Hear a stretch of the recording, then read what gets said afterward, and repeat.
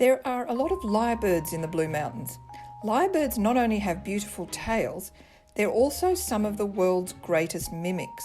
I've personally heard them imitate whipbirds and kookaburras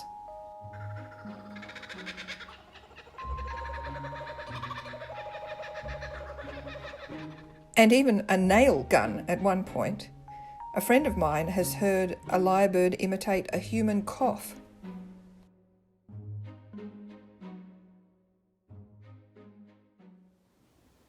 Speaking in someone else's voice just happens to be one of the prime skills of a fiction writer.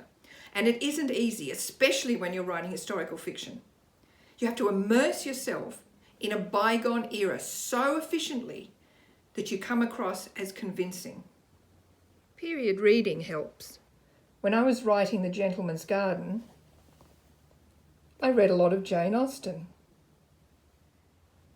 And when I was writing The Dark Mountain, I read a lot of 19th century diaries. And when I was writing The Inquisitor, I read a lot of medieval letters and essays and ballads. Another way of immersing yourself is to try and reach through the veil that separates you from the past. And sometimes that veil can seem really thin. For instance, every time I pick up this book, the veil almost disintegrates. It's called The Annual Register, or A View of the History, Politics and Literature for the year 1789, published in 1792. So the first person to pick up this book and read it was reading contemporary or almost contemporary accounts of current events. And you wouldn't believe the current events. On page 249, you have, however that was, the enthusiasm and fury of the people was so great that, to the astonishment of all military men who did not yet know the weakness of its garrison, the Bastille, the citadel of Paris, with its seemingly impassable ditches and its inaccessible towers and ramparts, covered with a powerful artillery, was, after an attack of 2 hours, carried by storm. So this is a contemporary report of the fall of the Bastille. On page 268, correct and authentic copies of the 12 propositions submitted on Tuesday evening by Mr. Wilberforce to the consideration of the committee to whom the report of the Privy Council, various petitions for the abolition of the slave trade. Wow. And in the second part of the book, in a section called Natural History, on page 55, right down the bottom here, some account of the natural history of New South Wales from a narrative of the expedition to Botany Bay by Captain W. Tench of the Marines.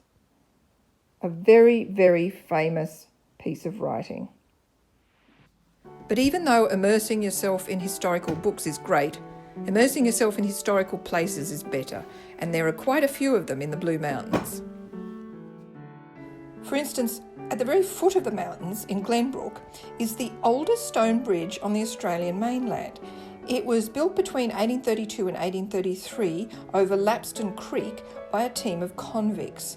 Master Mason and Superintendent of Bridges David Lennox was in charge of the team.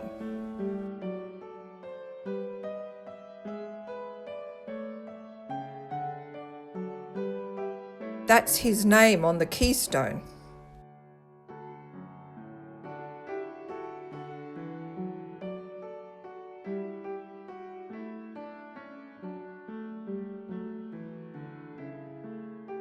It's such an amazingly solid piece of work that it still supports modern traffic with a little bit of help.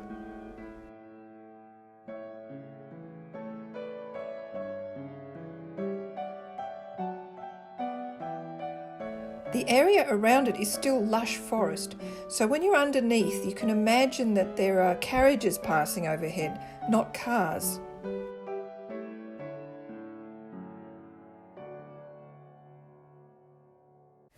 Further up the highway, Woodford Academy, the oldest building in the Blue Mountains, is open to the public once a month. It dates from the 1830s and has been many things: an inn, a school, the first guest house in the Blue Mountains, and the country house of Alfred Fairfax, of the famous Fairfax publishing family.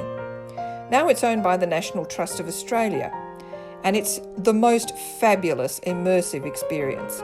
Stepping into it, you feel as if you're flung backwards in time.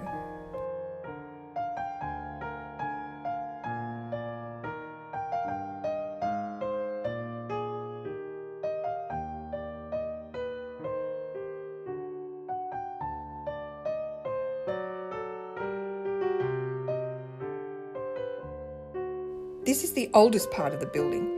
It's the original kitchen fireplace from when the inn was made of weatherboard.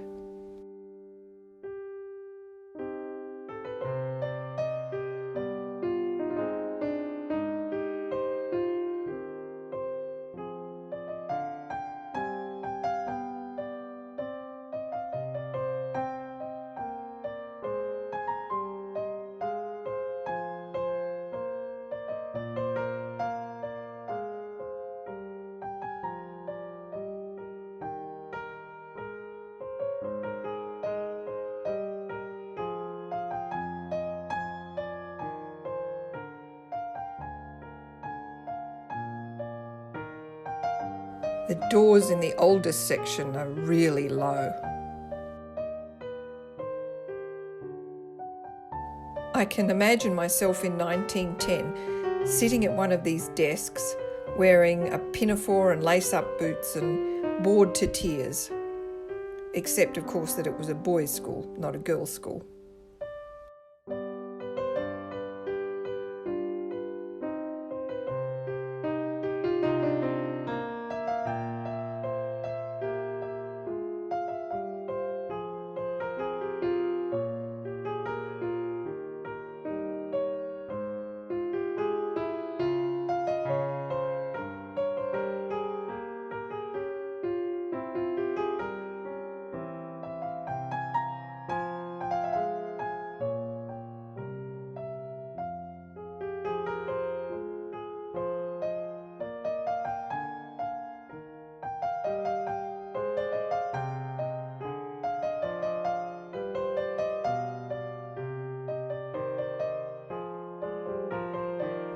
The place is an absolute warren of little rooms.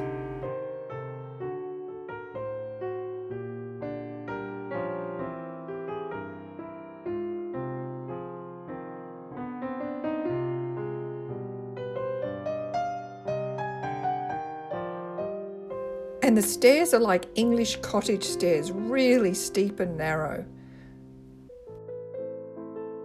When I go up to the bedrooms, I feel as if I'm in a George Gissing novel.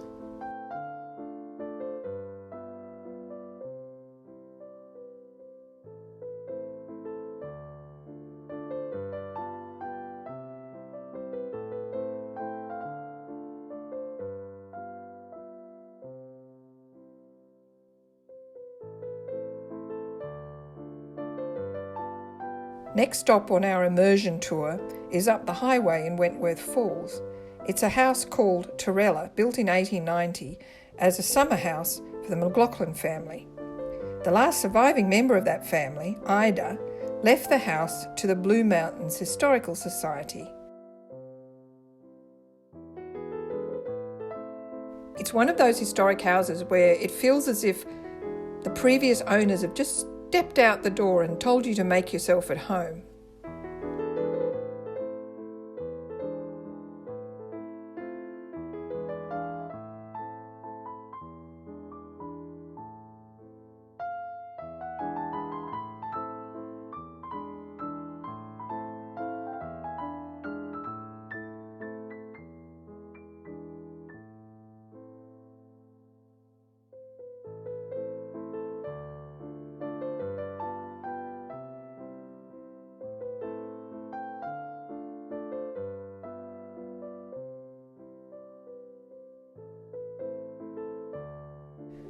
There are layers of history in the house, including more recent 1950s additions.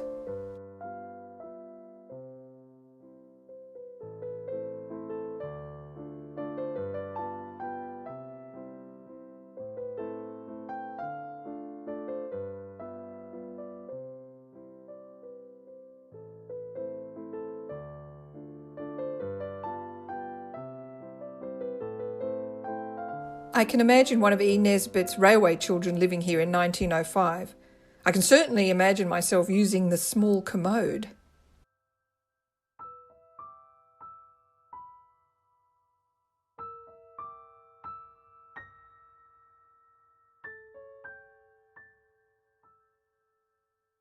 Even the old detached kitchen has survived from an era when people were afraid of burning down the house.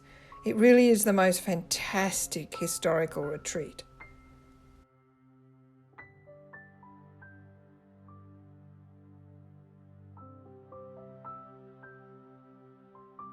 But if you want to immerse yourself in an entire historic village, then the place to do it is Hartley at the western foot of the Blue Mountains. Almost every building in this tiny township was built between the 1830s and the 1850s. As you can see, some are pretty much derelict, but some are still used.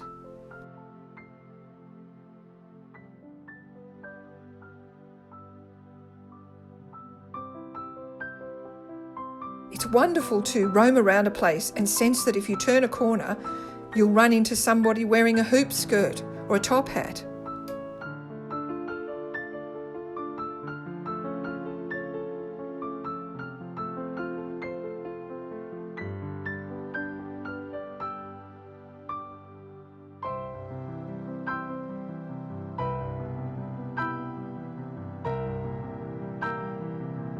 The old courthouse is particularly evocative. All you need is a bunch of chained bushrangers shuffling around.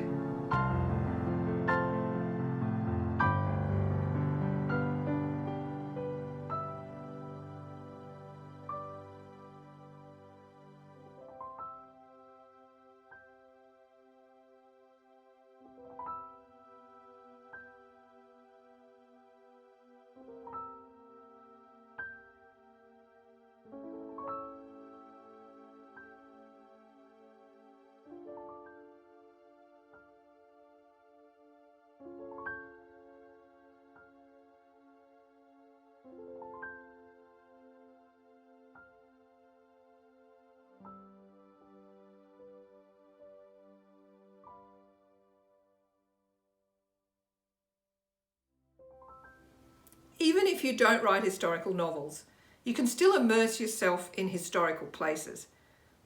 It's not only fun, it's a great way to forget about some of the world's current problems. And everybody needs to do that sometimes.